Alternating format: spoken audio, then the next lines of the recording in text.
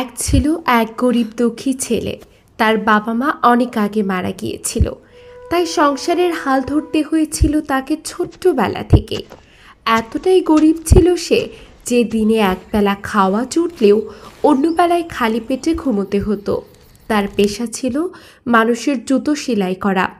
সকালবেলা হাতে সুই সুতো নিয়ে রাস্তায় বের হতো, সারা দিন কষ্ট করে ঘুরে ঘুরে মানুষের জুতো মেরামত করত। রাতে হাতে যে কয়েকটা পয়সা আসতো তা দিয়ে ভাত কিংবা শুকনো রুটি কিনে খেত।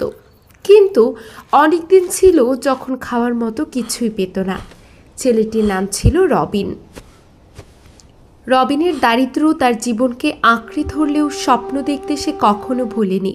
প্রতি রাতে ঘুমানোর আগে শুয়ে শুয়ে স্বপ্ন দেখত একদিন সে বড়লোক হবে, দামি গাড়িতে চড়ে ঘুরে বেড়াবে, সুন্দর বাড়িতে থাকবে আর আরাম করে জীবন কাটাবে।